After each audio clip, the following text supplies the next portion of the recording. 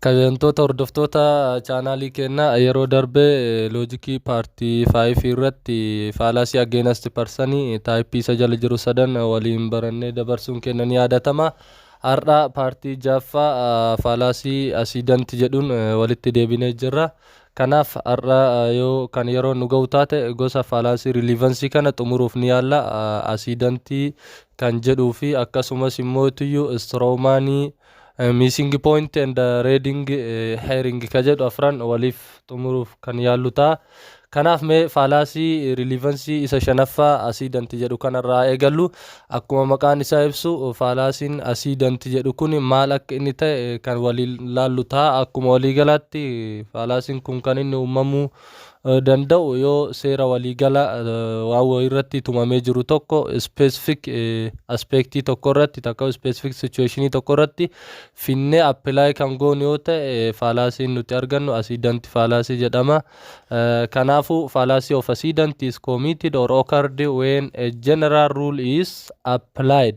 When a general rule is applied to a specific case, it was not intended to cover. Inni seerichi waliigalaa kun specific case kana exceptiidhaan ofirraa baasee jira duraan.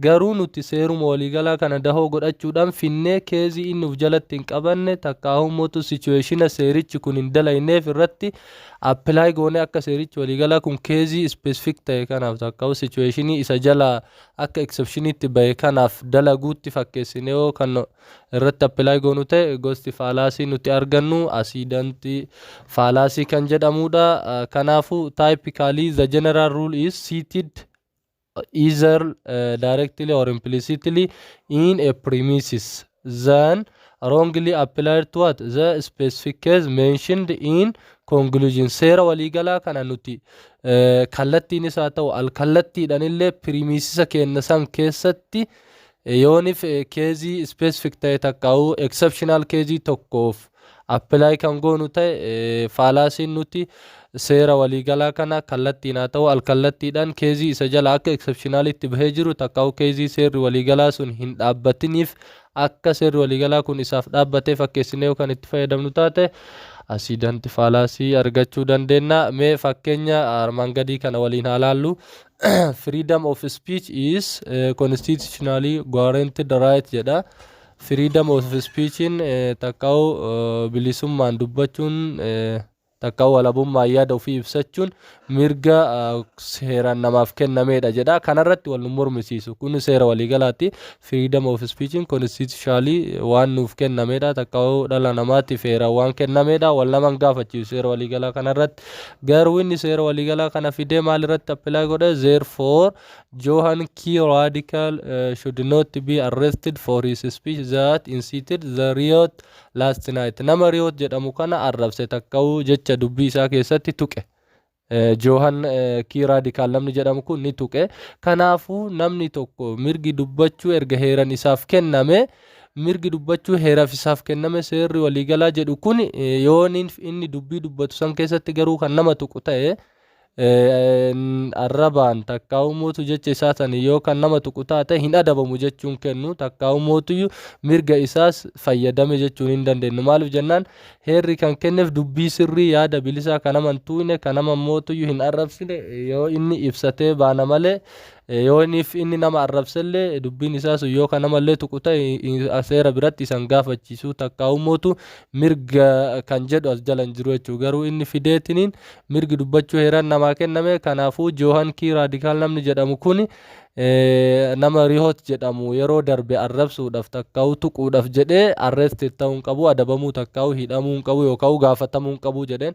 Kanaafuu seerri waliigalaa constitutionally mirgi dubbachuu namaa kennamuun nama arrabsii jechuu hin kennu jechuu. Inni seera waliigalaa kana fidee yoo nama arrabsinillee maal hin taanu jedheeni nama arrabsellee arrested ta'uu hin qabu, hidhamuu hin qabu yookaan gaafatamuu hin qabu jedheeni jechuudha. Kanaafuu wanni inni akka ragaatti dhiyeeffate isa kana ragaan inni dhiyeeffate kun logically relevant to the premises ta'a. Kanaafuu faalaasiin fakkeenya kanaan uumamu fallacy of accident jedhama.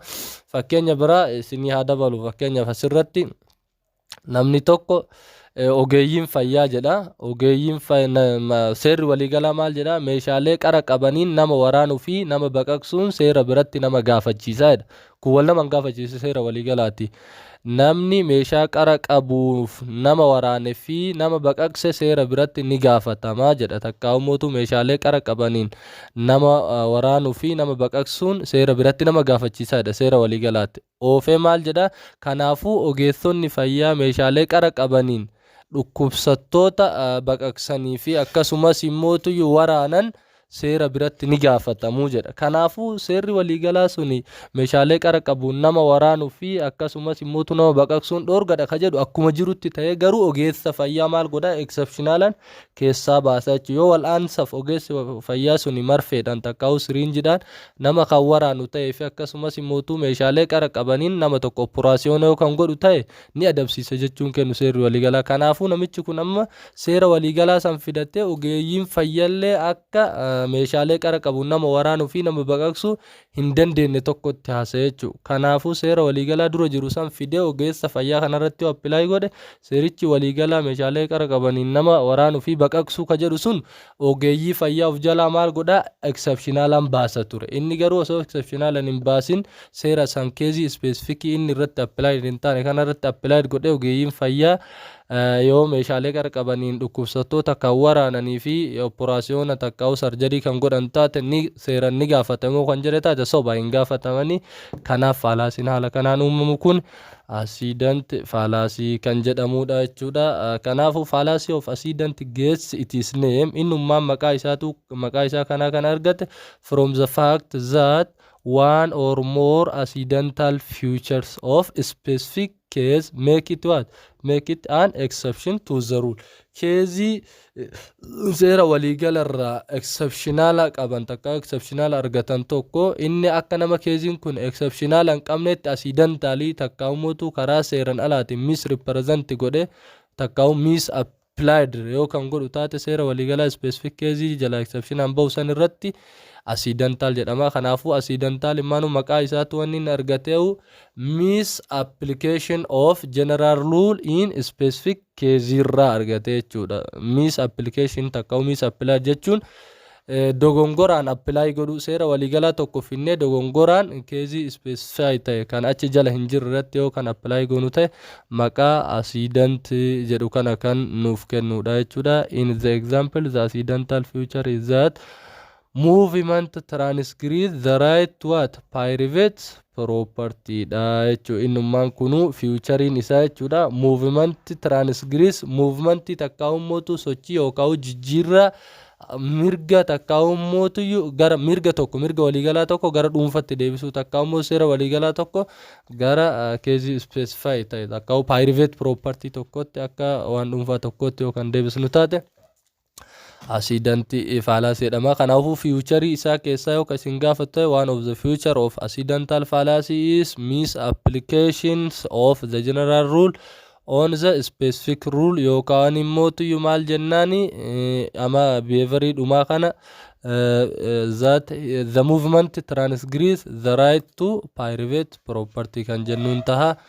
Kanaaf faalaasii kana haala kanaan adda baafachuu danda'u qabaattanii wanti isin laallattanii faalaasiin tokko accidentalii ta'uu adda beektaniin tokkoffaa general waa'ee seeraa haasa'uu qaba. Walumaa galatti waa'ee ruulii takkaa'ummootu regulation waliigalaa tokko haasa'e rule and regulation waliigalaa san keezii inni of jalatti hin qabne takkaa'u of jalatti hin hammanne akka isa jalatti hammatamuu fakkeesse yoo kan haasa'u taate accidental faalaasii ta'uu isaa adda baafachuu danda'u qabaanna. Kanaafuu salphumatti waa'ee rule and regulation wayii fudhattee yoo inni kan haasa'u taate kallattumaan accident fallacy jala dhayxanii jechuudha.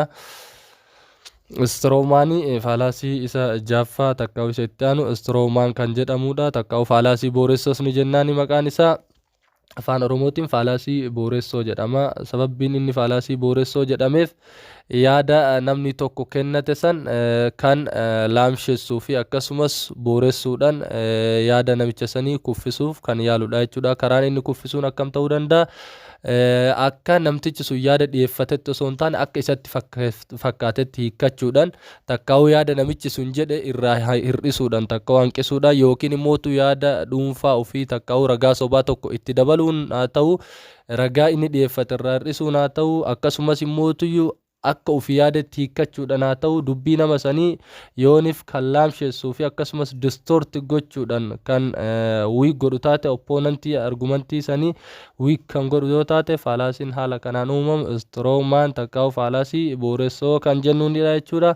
Kanaafuu strongman fallacy is committed or occurred when an arguer distorts an opponent's argument for what? For the purpose of more easily attacking it. Inni kun kan uumamu yoonif arguariin tokko takka'uu faallan arguarii jalqaba sanii takka'uu arguarii lamatu waliin dubbata as keessatti arguariin tokko opponentidha tokko proponentii yaada proponentiin dhiyeessisan opponentiin takka'uu arguarii lammaffaan sun yookaan distort gochuuf yaalu taate kana jechuun laamsheessuudhaaf distort jechuun laamsheessuu takka'uu mootuu dadhabsiisuu an opponent's argument for what? For the purpose of more easily attacking it. Isan qajeellotti kuffisuudhaaf takka'uu mootuyyuu dadhabsiisuudhaaf jedhee yookaan laamsheessu taate faalaasiin haala kanaan uumamu kun maal jedhama? Strongman fallacy jedhama. Akkamitti namtichi kun distorti godhaa takka'uu akkamitti attack godhaa kan jedhu yoo kan laalu ta'e demolish gochuudhaan demolish jechuun arbeessuu takka'uu akka malee xiqqeessuu jechuudha. The distorted argumentii laamsheessan maal gochuudha? akka malee xiqqeessuudhaan ta'uu danda'a. Then concludes the opponent's real argument has been what? Demolished. Argumentiin namicha faallaa isaa sun kan inni laamsheessu sun guutumaan guututti akka arbaa'e takka'uu mootu arbeessuun beeytan jedhee yaada xiqqeessu jechuudha. Bakka yaada san kabaja dhabsiisuu takka'uu hiika akka dhabsiisutti ilaaluudhaan kan distorti godhuudha. By so doing arguariin kun maal dalagree kana galmaan gaatuudhaaf takka'uu yaada kana laamsheessuuf said to have set up a strongman and knocked it down. Yaada namicha sanii maal godhaa guutumaan guututti ni kuffisa jechuudha. Only to conclude the real man or opposing argument has been knocked down as well. Maal jedhamuuf inni ani isa mo'adhee takka'uu mootu argumentii isaa kana jalaa kuffise jedhee yaaduudhaaf jedhee maal godhaa argumentii nama kanaa kuffisa jechuudha. Kanaafuu akkamitti kuffisaa kan jedhu wata makaanizimii 3 yookaan 4 fayyadama. Tokkoffaa irratti akka ofii barbaadetti hiikkata. Waan namtichi sun jedhe akka namtichi dubbate sanitti osoo hin taane akkaataan inni itti hiikkatu akka isa fakkaatetti hiikkata tokko. Lammaffaan mootuyyuu ragaa inni dhiyeeffate sana hamma ta'e wahii irraa hir'isa takka'uu mootu ni hanqisa. Inni sadaffaan immootu ragaa soba ta'e kan mataa isarraa ka'e itti dabaluudhaan waan namti sun hin jedhin kanallee jedhe ragaa sobaa tokko itti hidhee fi namicha sanii makaanizima kana sadan fayyadamuudhaan yaadni isaa sun akka laamsha'uu fi kufuu kan taasisuudha jechuudha. Kanaafuu makaanizimii gurguddoo kana sadan fayyadamuudhaan yaada nama tokko yookaan laamsheessanii fi akkasumas arbeessa yookaan demolish kan godhan taate faalaasiin haala kanaan uumamu strongman fallacy jedhama jechuudha. Future strongman fallacy keessaa tokkoffaa irratti there are two individuals or groups discussing about some controversial issue. Waan tokko beeku qabdan. Future qaba strongmanin kun future takka'u amala isaa keessaa amalli tokkoffaan yookaan individually lamatu argumentii wajji gaggeessa yookaan groupii lamatu individually waliin maale groupii lamatu discussion takka'u argumentii waliin gaggeessa. Groupii lamaan sun takka'u individually lamaan sun proponent individual and opponent individual yo groupi lamaan taanillee proponent group and opponent group dha. Issuun isaan irratti argumentii gaggeessan takka'u discussion godhan sunillee maal jedhama controversial issues. Controversial issues jechuun yaada walxaxaa ta'e takka'u mootu controversial ta'e jechuun yaada namuu akka mataa isaatti hiikkachuu danda'u.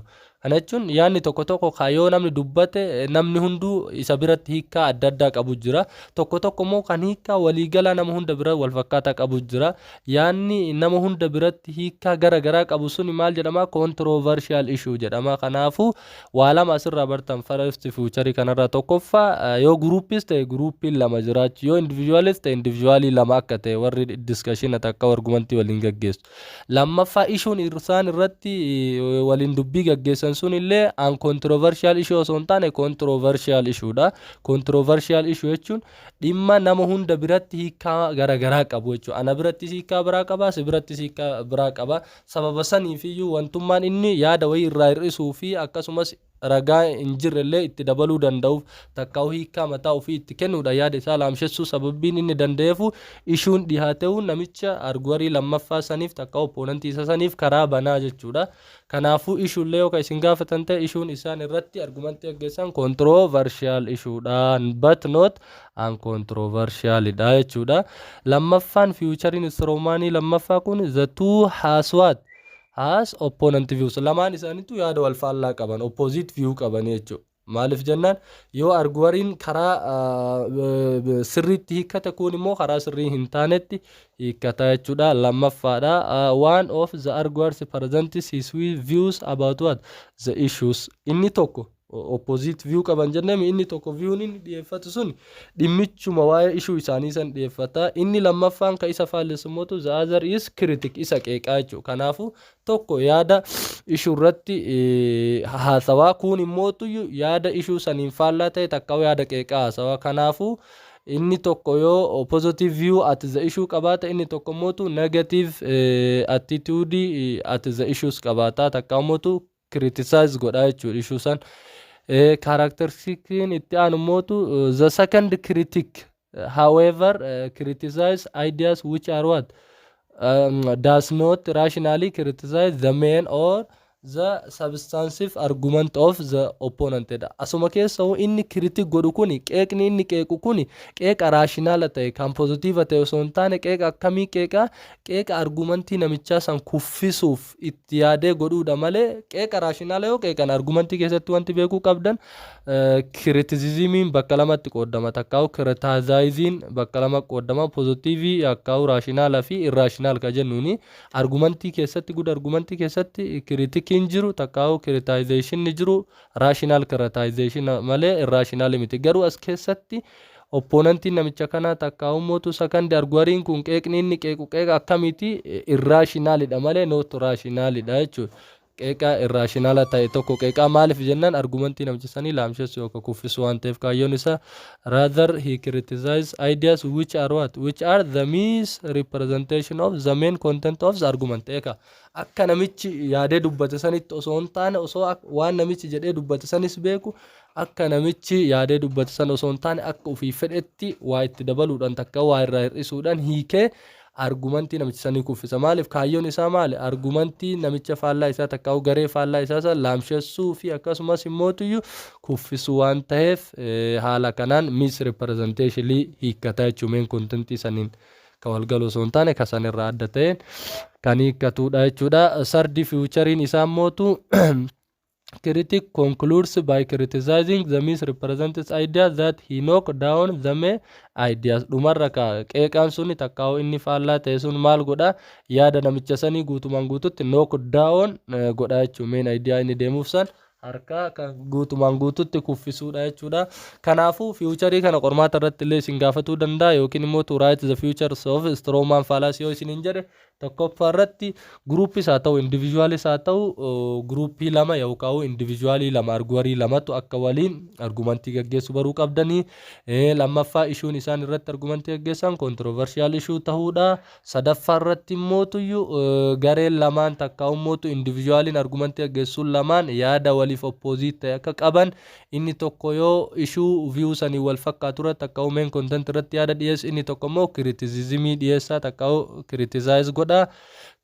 Inni biraa mootuyyuu inni criticize godhu suni criticizimiin isaa takkaa'u qeeqni inni qeequ sun qeeqa raashinaala osoo hin taane irraashinaal kan taatedha. Qeeqni inni gara irraashinaalatiin godhu kun immootuyyuu qeeqa main contentii sanii walgalu osoo hin taane faallaa main contentii sanii kan tahedha. Haala saniin adda baafachuu danda'uu qabaattan jechuudha. Kanaafuu wanti isin asirraa beekuu danda'uu qabaattan akkamitti Strowman fallacy kana adda baasnaa takka Strowman fallacy ta'uu akkamitti beeknaa ka jedhu tokkoffaa arguwarii wayii yaada dhiyeeffata. Yaada inni dhiyeeffate san irraa arguwarii lammaffaa yaada namicha sanii waa itti dabaluudhaan takkaa'uu waan wayii irraa hir'isuudhaan takkaa'uu mootuyyuu akka mataa isaa akka isatti fakkaate yoo kan hiikkatu ta'e salphumatti fallacy san maal ta'uu beektanii Strowman fallacy ta'uu beektanii jechuudha. Fakkeenyaaf namni tokko yoo akkana kan jedhu taate yakki maali ajjechaan takka ummootu lubbuu baasuun murtiin lubbuu baasuu jiraachuu hin qabu yoo kan jedhu taate namni tokko murtiin lubbuu baasuu jiraachuu hin qabu yoo kan jedhu taate arguwariin lammaffaan immootu obbo ebaluun murtiin du'aa jiraachuu hin qabu jedhu kun yaanni isaa jedhee hiikkata yaanni isaa namoonni yakka raawwatan hundi isaatu adabamuu hin qabanii adabbii malee bashannananii jiraachuu qabanii gonkumaa adabbiin jiraachuu hin qabu jedhe nuti yoo doofaa taane malee yaanni isaa kun nu biratti fudhatama hin argatu yoo kan jedhu taate namtichi sun maal jedhe adabbiin du'aa jiraachuu hin qabu jedhe malee yaada adabbiin guutumaan guututti jiraachuu hin qabu kana hin dubbanne garuu arguwariin lammaffaa yaada isaa kana moodifaayi godhe itti dabale obbo ebaluun namni yakka raawwate guutumaan guututti akka gonkumaa adabamuu hin qabu bashannanee jiraachuu qaba yoo ka jedhu itti dabaleef laal inni maal jedhe adabbiin du'aa jiraachuu hin qabu jedhe malee akka inni itti yaade maal jedhe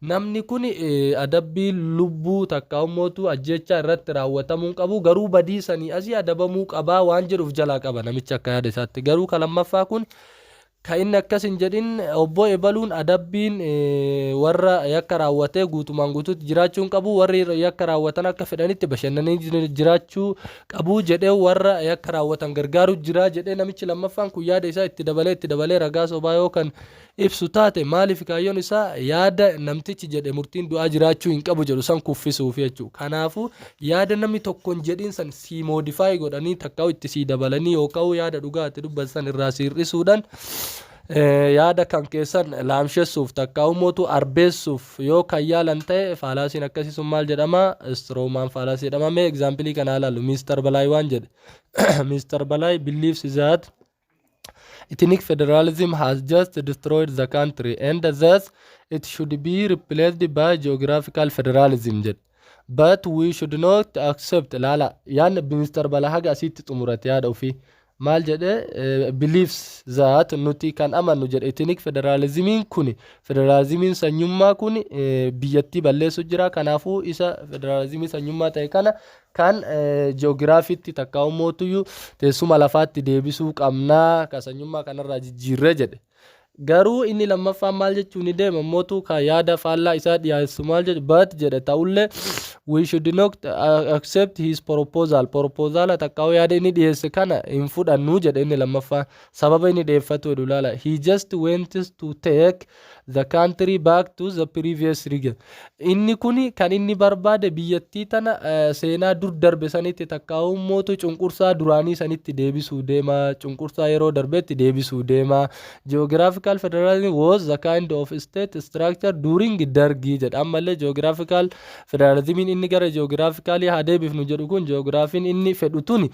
structure yeroo dargiiti akkasumas monarchical regime dha takkaa'u mootu warra cunqursee bulchuudha we do not want to go back to the past laala waan jedhu nuti gara duubaa deebi'uun feenu thus we should reject Mr. Balaayi Sopa laala inni wayyaada kana jedhe amma geographicalin state dargii ta'uu fi akkasumas monarchical regime ta'uu hin dubbanne garuu yaada isaa san maal godhe itti dabalee fi waan inni jedhin hunda kijiba itti da'eefiti akka nama inni yaada kana baane hiikan inni baane sanyummaa kanarra geograafiitu caalaa sanyummaan federalizimiin sanyummaan jirtu sun biyya kuffisu jirti jedhe malee ka inni amma dubbate kana hunda hin dubbanne kana hunda itti da'ee fi yaada isaa kana babal'isee fi ragaa sobaa itti da'uun yaada inni dura kaase kana ethnic federalizimii kana gara geograafiitti haa jijjiirruu ka jedhu kana diduudhaaf takkaa'u laamsheessuu fi arbeessuudhaaf jedhee yaadota kana hunda inni lammaffaan kun itti da'eef jechuudha yeroo yaadota akkanaa kana ka'atiin dubbatiin takkaa'u ka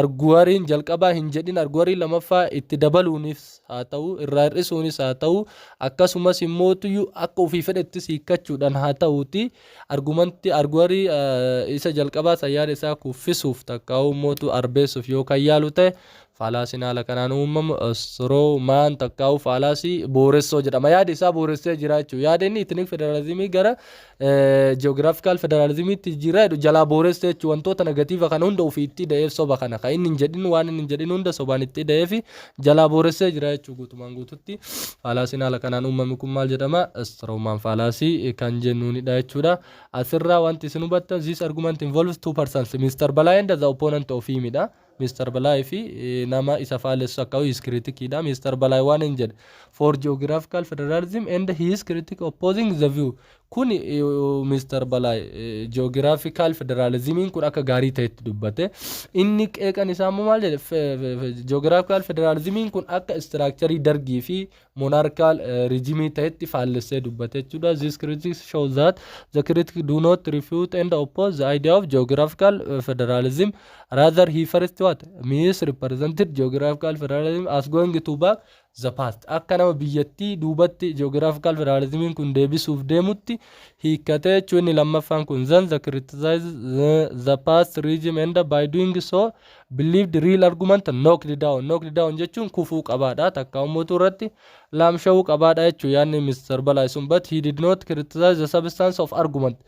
Substance argumentii keessa jiru osoo hin taane amma namtichi kun wanti inni qeequ jiru maali kaayyoon isaa argumentii namichi sanii akkamitti knocked godhaadha malee contentii argumentii keessa jiru san maal hin goone hin qeeqne jechuudha. He criticized distorted idea which do not represent his opponent dha. Akkasumas this example how Strowman fallacy is committed nu ibsa example yan maulid dabarsine kun akkamitti akka Strowman fallacy uumamu kan nu ibsuudha jechuudha.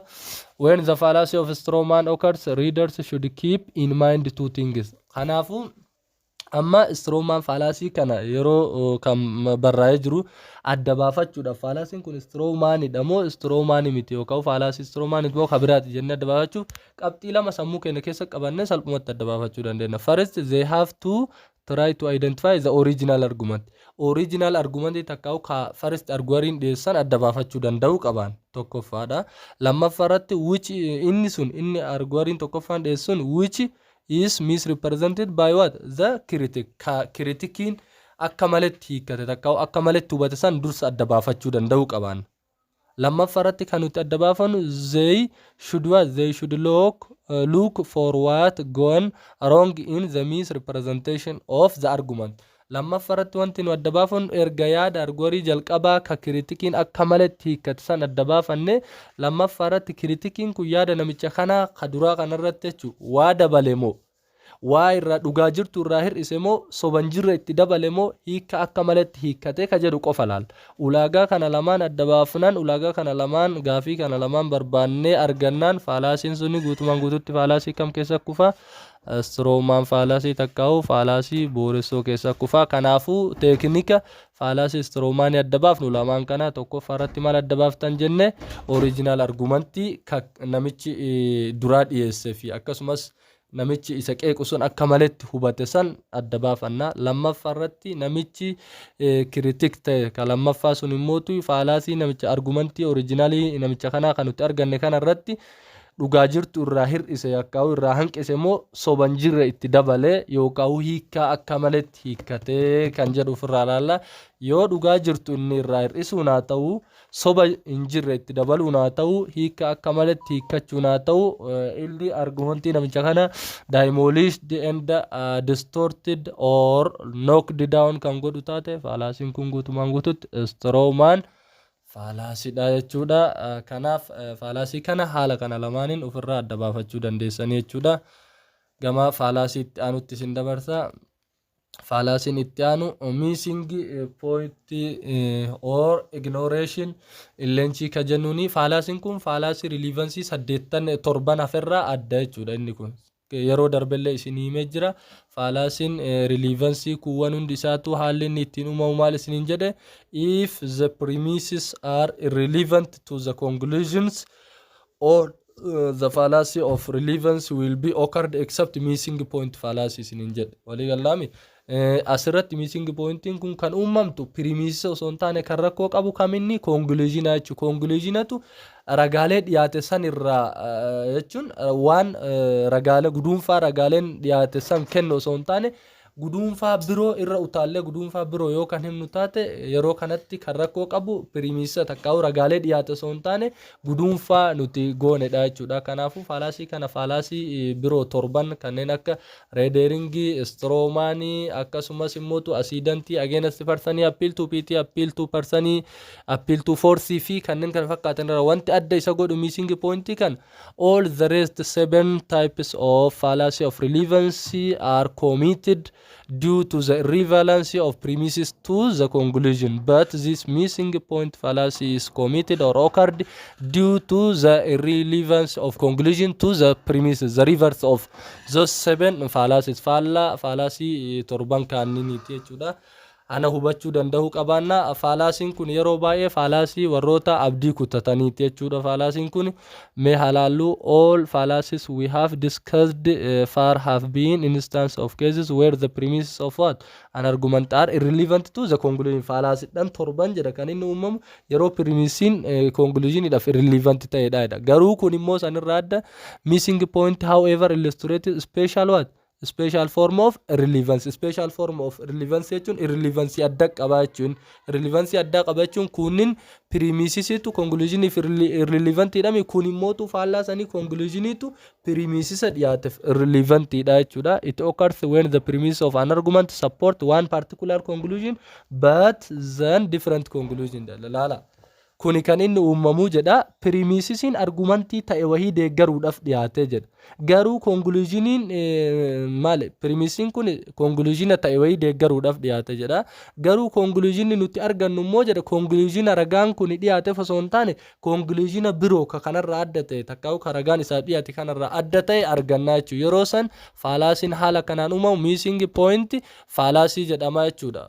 Often vaguely related the correct conclusion. Inni kun vaguely correct conclusion waliin conclusion addaa kun walitti ni hidhata. Garuu kallattiidhaan immoo hin hidhatu. Maaliif jennaan bira kuta miss maqaan isaatu maal jedha missing point jedha. Miss jechuun conclusion sila ragaan dhiyaateef sa miss gooneetiin kabiraa ragaan hin dhiyaatinitti kunnaa jechuudha. Innummaan missing point jechuun pointii wayii ganneeti irra dabarree pointii sila sadarkaan gara boodatti itti nu fidutti fiinee pointoota hedduu gidduutti miss goonee conclusion fagoo tokko takkaa'u kanurraa faar ta'e takkaa'u indi conclusion bira dhayinaa jechuudha osoo conclusiononni biraa jiran.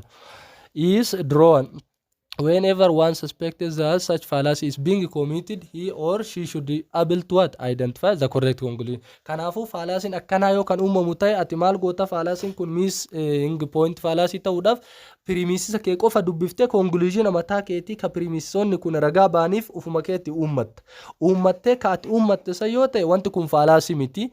Yoo garuu conclusion achirra kaafesuun ka ati uummatte takkaa'u conclusion ati premisii kanarra dhaabbattee baafte san hin ta'in kabiraa yoo ka inni tuqu taate mootuyyuu wanti sun fallacyidha. Fallacy keessaa missing pointidha jechuudha. Mee fakkeenya salphaa tokko isin yaa'imu namni tokko akkana jedha.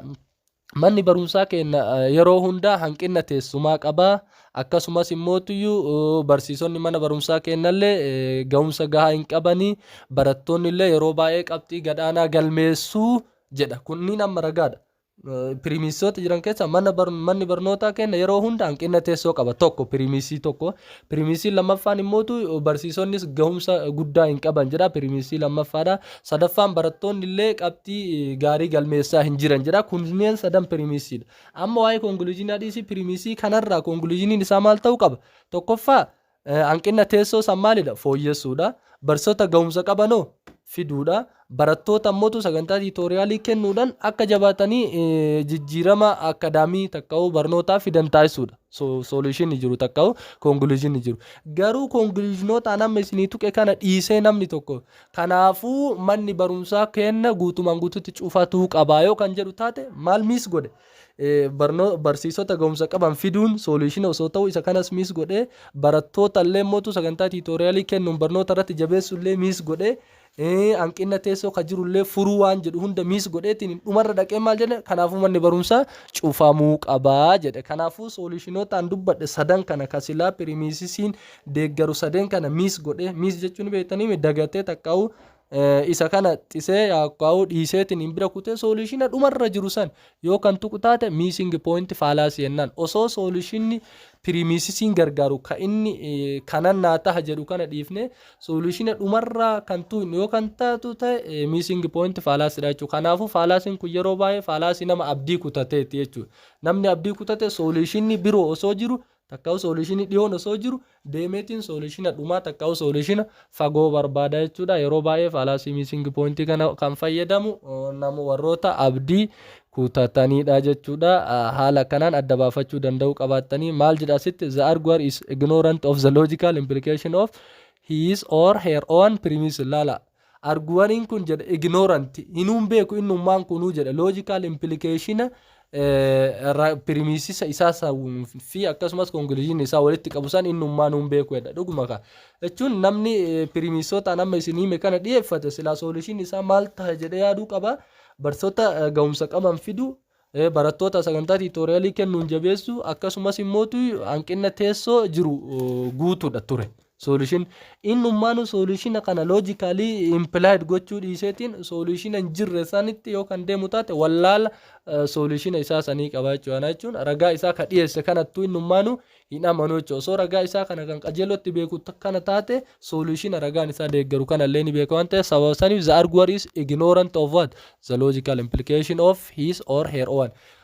premise matakau ragama ufii ka dhiyeesse sanu logically isaa hin beeku jechuudha osoo logically isaa beeke furmaata fagoo sanitti hin deemu waan ta'eef furmaatuma kana godha jechuudha kanaafuu yeroo baay'ee ammas wanta adda godhu fallacy missing point kana arguarima tokko qofatu gaggeessuu danda'a yeroo baay'ee arguarii lama osoo hin taane arguarii tokko gidduutti illee gaggeeffamuu danda'a even dabalataan immoo arguarii lama gidduuttis gaggeeffamuu danda'a garuu yeroo baay'ee arguarima tokkotu ragaa ufii takka'u pirimisii ufii san dhiyeeffate pirimisii ufii kanaa'u hin beeku jechuun wallaala qaba osoo beeke konkuluuziina sirrii kaa'af ture konkuluuziina sirrii miis godheetiin garuu inni takka'u konkuluuziina dhiyoo miis godhe konkuluuziina fagoo takka'u mootu ka pirimisiin isaa hin himne wanti godhee dhiyeeffate jechuudha kana jechuun fakkeenya reefsini kenna sanitti bar pirimisiin dhiyeeffate barsoota gahaa dhabuu fi maaliin suni manni barumsaa cufatuuf ragaan bahu maaliif ragaa waree barsoota ga'umsa qaban fa'aa akka fidatanii fi hanqina teessoo akka furan fa'aaf ragaa baha waan ta'eef examplii kana haala lume the world is in the process of globalizing more than ever the world economy is becoming more and more interconnected jada multinational companies and the supranational institutions are taking power from local companies and the national government jada the livelihood of people is randomly affected by action and decision made on the other side of planet and this process benefits only rich nations at the expense of the poor jada what should be done jada the answer is what obvious poor nations should detach or separate themselves from the poor lala waan enjol globalization in dhibba inni qabu haasaya dhumarratti solution maali jennaan maal jedha solution in deeffatu lala kanaafu hiyyoolee maal jedha sabni hiyyoolee ta'e globalization kanarraa uf maal gochuu qabanii fottoksuu takkaa uf baasuu qabanii jedha furmaanni garuu kanaa miti globalization jiru kana maal gochuudha disadvantage globalization kana maal gochuudha furmaanni jiru sila ka primisiin isa ragaabo isa kana balance gochuudha akka warra rich fi poor dhaafillee equal inni ta'u maal gochuudha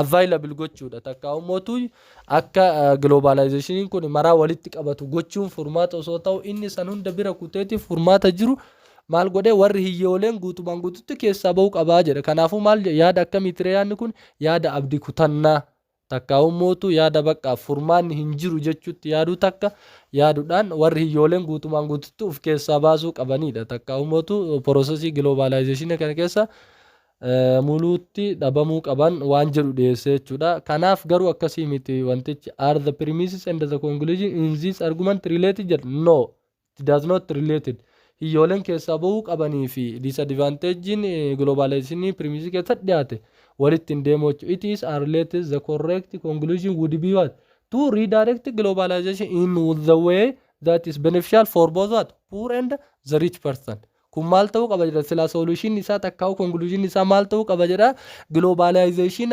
warra dureessaa qofa fayyadee warra hiyyeessa irratti dhiibbaa geessu kana maal gochuu qaban ture redirect takkaa'u re-establish gochuu qaban irra deebi'anii maal gochuudha establish gochuu akka inni maal fayyadutti hiyyeessa fi dureessa illee walqixa akka inni fayyadutti maal gochuu qaban turanii redirect gochuutu solution ture garuu inni solution kana miis godhee solution nama isinii hime redirect globalization in the way that beneficial for both and the poor for both poor and the rich kana dhiise maal godhe kana miis godhet maal godhe detach the poor persons themselves from the process jedhe warri hiyyooleen irraa of baasuu qabanii jedhe garuu sila solution sirrii maayinni not to what detach communities from the process.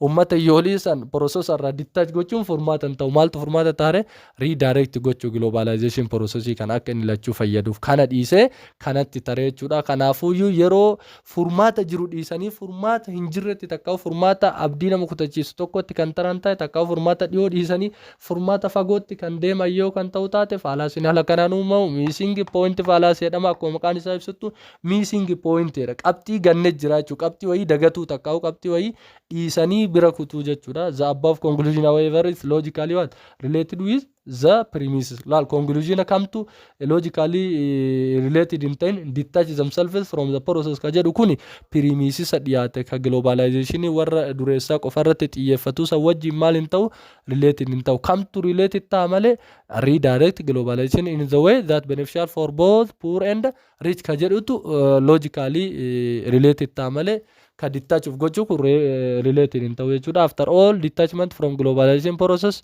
is more costly for what poor countries. Indom yoonif ka detach of godhan taate warri iyyooleen kun hagaaftee maal ta'a gatiin itti qaalaa'u meeshaa bituun dhiisu namni sirna globalization san keessa leebo waan nyaatu fi dhugu warra globalize ta'e sanarraa bituun hin hafu. Yeroo san indoo maal ta'u gatiin itti qaalaa. Kanaafuu furmaanni inni takkaa'u solutionii namichi kun abdii kutannoodhaan dhumarra kaa'e kun hagaaftee yoo dhiibbaa takkaa'u miidhaa fide malee faayidaa hin fidu jechuudha. Kanaafuu yaada faayidaa qabu solutiona faayidaa qabu dhiisanii garma solutiona faayidaa hin qabne yoo kan kutan taate faalaasiin haala kanaan uumamu missing point faalaasii kan jedhamudha. It is better to regulate the process of globalization than what detach to all together from the system if that is possible. Yoo kan danda'amu taate maal gochuudha process globalization kana regulate takkaa'u mootuyyuu redirect takkaa'u reestablish gochuutu gaarii malee maal gochuun gaarii miti. Hundi isaa waliigalee warri hiyyeessuun maalirraa siistama takkaa'u mootuyyuu process globalization irraa bahuun sirrii miti jechuudha. Furmaatni jiru isa sanii. Kanaafuu faalaasii dhumaa takkaa'u 8ffaa bira genne red herring faalaasiidha. Red herring faalaasiin immootu faalaasii maqsoo jennaan maqaa isaatiin afaan oromootiin faalaasii maqsoo jedhama. Sababbiin inni faalaasii maqsoo jedhameef poointii namtichi arguwariin tokko irra jiru dhiisee poointii biratti kuta jala. Gizee baay'ee faalaasii kana kan fayyadaman barsiisotaa fi namoota mootu yaada isaan irratti ragaa gahan qabne. Barsiisonni illee yeroo baay'ee yoo barataan gaafii tokko gaafate gaafii saniif deebii gahaa kan dhaban taate qabxii takkaa'u saabjektii barataan sun gaafii irratti gaafate dhiisanii gara saabjektii biraa saabjektii waan sanii walitti dhiyaatutti yoo kan kutan ta'e faalaasiin isaan fayyadamuudhaan barataa san ofirraa gadi qaban red herring faalaasii jedhama. Akkasumas immootu faalaasiin kun namoota mootu yaada isaanii ka dubbatan san irratti ragaa gahaa yoo hin qabaanne yaada isa fakkaatutti gaafa ragaa dhaban yaada isa fakkaatutti yoo kan jalaa kutan taate faalaasiin isaan fayyadaman red herring faalaasii jedhama. Kanaafuu faalaasii maqsoo jennaan ni maqaa jechuu kararraa waan isatti dhiyaatu sanitti maqee yaada namaa takkaa'u mootuyyuu qalbii namaa maal gochuudha gara sanitti dabsuu takkaa'u maqsuudhaan kan uumamuudha jechuudha. This fallacy is closely associated with missing point. Missing point wajjin walitti dhiyaata jechuudha. Maaliif jennaan kan missing point illee solution jiru dhiisati solution biraatti kutannee kunillee subjectii silaa jiru dhiisati gara subjectii waan sanitti takkaa'u kallattiidhaan subjectii san hin ta'initti maal ta'a ka isa dhiyaatu sanitti jala maqa waan ta'eef akkuma san missing point dha walitti dhiyaata jechuudha. It is committed when the arguer diverts the attention of what the reader or listener by changing the subject to a different but sometimes subtly related one. Subjectiin sun xiqqashoo isiitti dhiyaata. Kanaafuu faalaasiin yeroo arguwariin tokko attenshina readerii tokko dhageeffataa tokko takkaa'u mootu arguwarii isa waliin argumentii geggeessu sanii maal ka godhu taate attenshina isa san divert or shift kan godhu taate yaada dhageeffataa sanii takkaa'u caqafataa sanii yoo kan jijjiiru taate garamitti gara saabjektii waan irra jiran san irraa xiqqasho adda ta'e garuu mootu sabtabiliichuun xiqqoo isii maal ta'a wal fakkaata saabjektichaan walit dhiyaata waan guutumaan guututti irraa fagoollee osoo hin taane saabjektiin directly sanii miti saabjektii irra jiran sanii miti garuu saabjektii sanitti ni dhiyaata. Fakkeenya barsiisaan tokko barataan waa'ee integration yoo kan gaafatu ta'e maatis irratti barsiisaan immoo waa'ee derivative yoo kan seenu taate toppikiin kun lamaan walit dhiyaata saabjektiin kun lamaan derivationii fi integrationii walit dhiyaata. Barsiisaan kan inni beeku gaafii kanarratti gaafii barataan gaafasanitti integrationiin sun dhibe integrationii san kallattii derivativeeti yoo deebisuudhaaf kan yaalu taate takkaa'u gara deriveetiivii irratti amma barsan konfidensii qabaa ni beeka waa'ee deriveetiivii likkitti garuu intigireeshinii barataan gaafatan irratti deebii gaa kennuuf hin dandeenyu. Gara deriveetiivii barataa sana yaada isaa qalbii isaa kan jalaa jijjiiru yoo ta'e takkaa'u saabjektii isaa gara deriveetiiviitti yoo kan jalaa daayivert takkaa'u shiifti kan godhu yoo taate faalaasiin barsiisan kun fayyadamee barataa kana harka tooppika isaa kan intigireeshinii jiru gara deriveetiivii jijjiiruun sun maal jedhama faalaasiin inni fayyadame red herring faalaasii kan jennuunidha jechuudha. He or she then finish by either what drawing a conclusion about these different issues. Akkamitti xumurata conclusion fi subjectii wahitti attention isaa divert godhee subjectii danda'u san keessa fidate subjectii san keessan conclusion isaa gaafii barataan gaafate sun gara deriveetiiviidhaan kan deebisuuf yoo ta'e takkaa'u mootu deriveetiivii keessa seensifatee yaada wayiitiin barataa san ofirraa kan callisiisu yoo ta'e conclusion isaa eessa keessatti draw godhatereenni subjectii issuerraa different ta'e ka garuu subtably related with that topic ta'e san keessatti maal godhe conclusion isaa fixatee faalaasiin akkanaa kun red herring faalaasii takkaa'u faalaasii maqsoo jennaan jechuun by merely what presuming that some conclusion has been established. Conclusion haaraa wayii maalidha topic attention namicha itti jijjiire san keessatti uumee conclusion ofiisan yookaan fudhachiifatu taate maal jedhama red herring fallacy jedhama. By so doing the arguer purports to have what won the argument. Inni ka namtichi kun ama barsiisan kun yeroo barataa waa integration gaafate gara derivative geeffasa wallaala ofii dhoofate barataa san akkamiin laale akka nama mo'ateetti takkaa'u yaada barataa san moo akka dhiyeeffateetti ilaalaa jechuudha. Garuu mootu baratichi mootuyyuu maalidha mo'amee jiratti uf laala. Kanaafuu silaa dhugaan kalaallamu taate barataa san osoo hin taane barsiisantu mo'ame ture.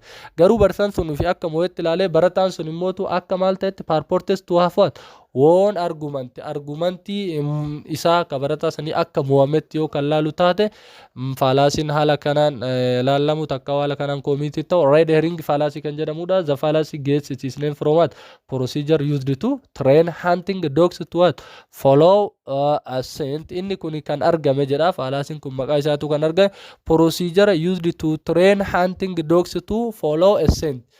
Laal adamoo irratti saree yeroo bobbaasan ka leenjisanii saree takka adamoo irratti yeroo bobbaasan akka isiin waan irra bobbaasan san hordoftu yoo kan godhan ta'e fallaasiin kun maqaa isaatu maal irraa argate red herring ka jedhu maqaa kanarraa argate jechuudha. Fakkeenyaaf namni tokko saree takka fakkeenyaaf namni kan isiin uumamteef silaa maaliif uumamtee sareen tun da'oo tiisuu takka uummootu mana tiisuudhaaf uumamte. Garuu saree tana training gochuudhaan adamoo irratti yoo kan bobbaasan ta'e jechuun kallattiidhaan kan isiin dhaabbatteef mana eeguudhaaf garuu adamoodhaa fi mana eeguun kun maal inni wal fakkaata walitti dhiyaata garuu mootu ishuun isaa identically miti garuu subtably relatedidha jechuun kanaastis irrattis bobba'uu dandeetti sareen tun. Kanaafuu namtichi tun saree kana waan guddifateef kana dhiisee adamoo irratti yoo kan bobbaasu ta'e ishuu sanii wal fakkaatu irratti yoo kan bobbaasu ta'e fallaasiin red herring jedhamu kun isa kanarraa kan argame tahuu nuufsiisa jechuudha. Kanaafuu a red herring or smoked and dried fish species is dragged across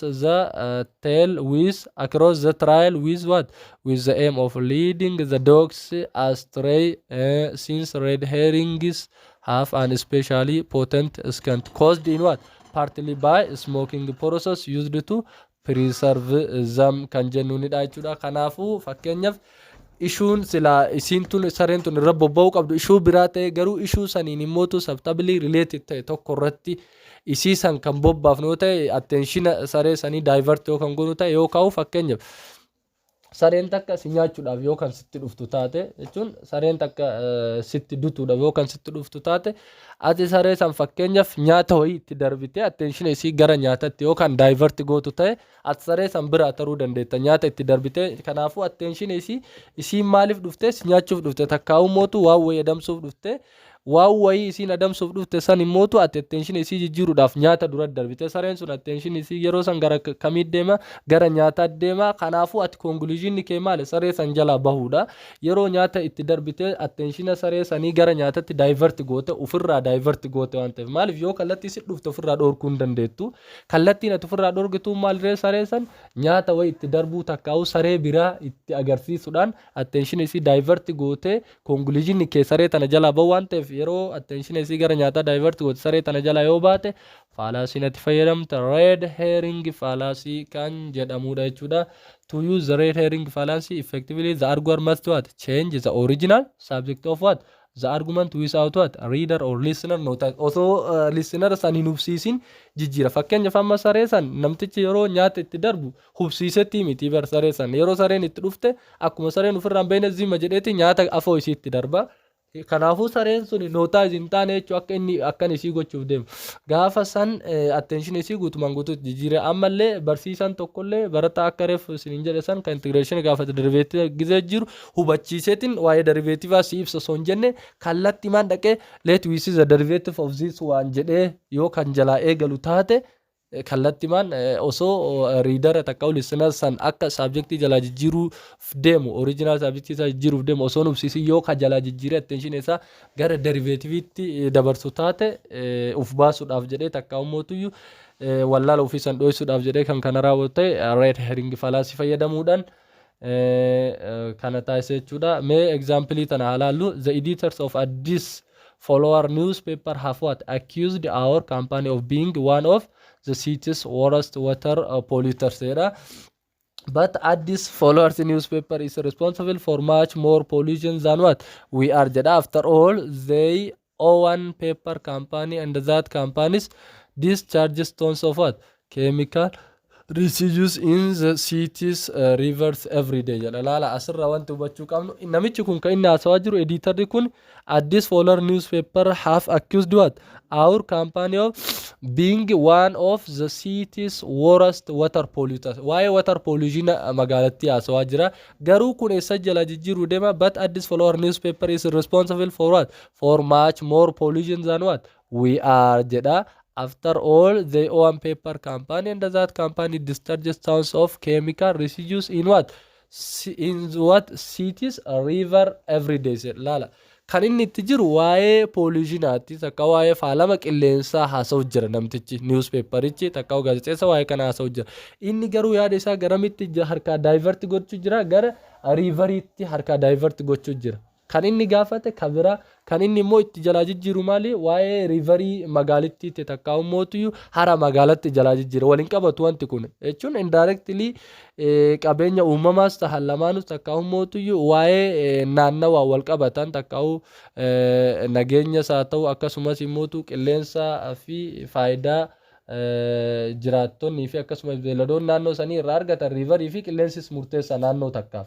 Garuu osoma kallattii wanti kun sabtabili loleetti ta'u garuu directly ishuun kun garagara ishuu waa'ee pollution haasa'uu fi ishuun immootu waa'ee riverii haasa'u garagara kaampaanichi kun waa'ee pollution kana nu sirreessuu qabaa jedha namichi inni hoo waa'ee riverii hoo jedhaan waa'ee lagaa hoo jedha kan jechuun fakkeenya namni tokko waa'ee pollution osoo haasa'u jiru inni lammaffaan immoo arguurii lammaffaan what about the economy and the environmental yoo kan jedhu taate or what about the economy yoo kan jedhu taate inni ka gaafatu waa'ee qilleensaa inni immoo lammaffaarratti kan itti fidu waa'ee diinagdee hoo yoo jedhee waa'ee diinagdeetti attention isaa harkaa kan jijjiiru taate fallaasiin haala kanaan uumamu red herring fallacy jedhama. Kanaafuu toopika haasa'amu jiru san dhiisee dhumarra toopikiin kunoo jedhee gara toopikii biraatti attention namaa divert gochuudhaan kan uumamu fallacy of red herring kan jennuunidha jechuudha. Kanaafuu fallacy kana haala kanaan adda baafachuu danda'u qabaattanii yeroo itti aanu fallaasiin nuti itti walitti deebinu garaagarummaa fallasota kanaan ilaaltanii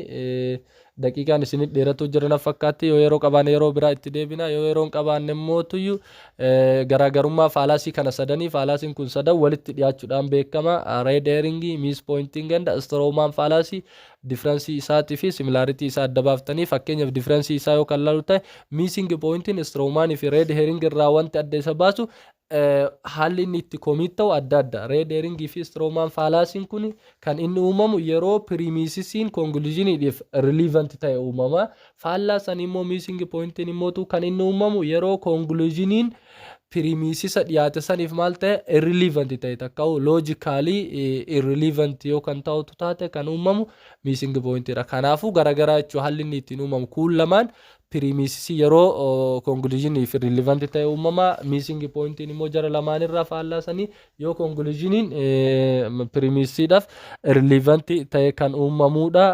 Akkasumas immoo tuyyu inni wal fakkeenyi jaraa mootuyyuu fakkeenyaaf Strawman fi missing pointiin akkuma isinii hime maal jenne red herring fi missing pointii wal fakkeenyi jaraa maal jenne pointii kun pointii conclusion miss godha kun immootu subjectii miss godha.